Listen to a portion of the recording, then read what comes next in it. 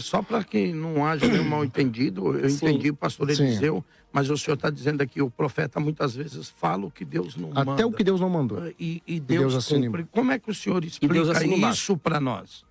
Simples. Deus, ele gosta de honrar a palavra de quem também honra as palavras dele. Em 1 Samuel capítulo 2, eu honro os que me honram. Os que me desprezam serão desprezados.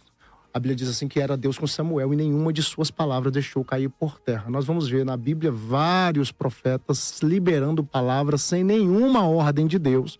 E o Senhor simplesmente fazendo acontecer, porque o profeta falou.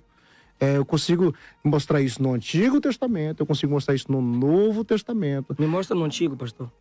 Ou no Novo, qualquer um que você escolha. Vários, pastor. Nem vou usar o texto clássico que todo mundo conhece, de Elias dizendo assim, não vai chover, senão segundo a minha palavra. Segundo a minha palavra, não vai cair chuva em Israel. Não é segundo a palavra do Senhor, segundo a minha palavra. Não, Deus falou, tá tudo certo, não vai chover. Deus não disse isso não, pastor. Não. Pastor, eu entendo o que o senhor quer dizer, mas é porque Tiago disse que Elias orou para não chover. Pastor, nós estamos falando contra sensacionalismo aqui. O que o senhor está fazendo é um sensacionalismo. Primeiro, vamos lá. Meu amigo, profeta fala o que Deus não manda e Deus assina embaixo. Não tem base bíblica. Claro que tem. Não vai chover segundo a minha palavra. Bora para Tiago 5. Elias orou para que não chovesse. Tiago 5. Elias orou para que não chovesse.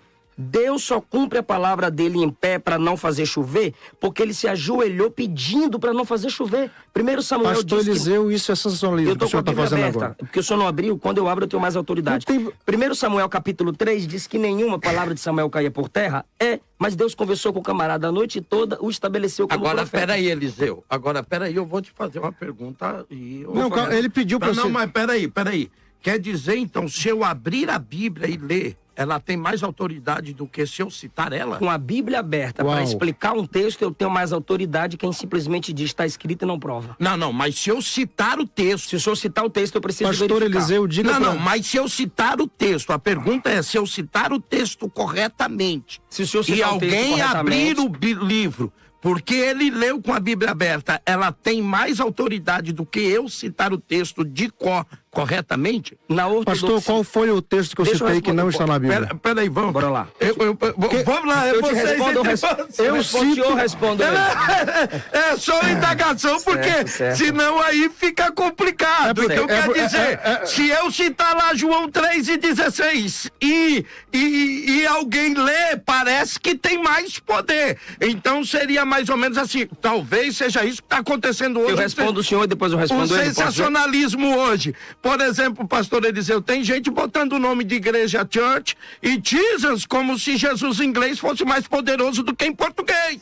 Porque aí, Eliseu, eu sou obrigado a concordar. Se você falar para mim que o texto lido com a Bíblia aberta tem mais poder, parece que os Jesus estão com razão. É essa a pergunta. Bora lá. Numa pregação, se você for fazer uma palestra, você pode falar a partir de seus pensamentos. Ok. Se a gente está falando de Bíblia, temos que falar a partir da Bíblia. Ok. O texto pode ser decorado? Pode, pastor, com certeza. Mas eu pergunto para o senhor, à luz da exegese e da hermenêutica, você não pode citar um texto sem respeitar o contexto. Então não adianta o cara falar assim, Elias disse segundo... O cara que é qualquer pessoa, né? Não. Elias disse, não vai chover segundo minha palavra. Só que é o Novo Testamento que interpreta o Antigo Testamento. Que interpreta o que diz... é a minha palavra. Então, a minha palavra é ele dobrar o joelho e orar a Deus. Ok, então o Novo Testamento interpretou assim. E Samuel, o que ele falou, Deus o levantou como profeta. Quando Deus conversa com Samuel, Deus lhe deu a direção, Deus lhe deu a palavra. Nenhuma dessas palavras caiu por terra. E o profeta Samuel é diferente de quem, e isso o Gesiel já deixou claro e eu deixei claro, mas o jeito que ele falou, eu entendo o que você quis dizer, mas parece que a mídia não. O profeta, pelo dom de revelação, ele não tem a mesma autoridade do profeta fundamental, que Samuel é profeta fundamental. Agora sim, quando Deus assina embaixo o que esse profeta falou, é que esse camarada foi inspirado e Deus corroborou. Deus mandou falar, Deus preservou seus escritos. É assim que eu entendo o profetismo do Antigo Testamento, até porque ele usou o texto do Antigo Testamento.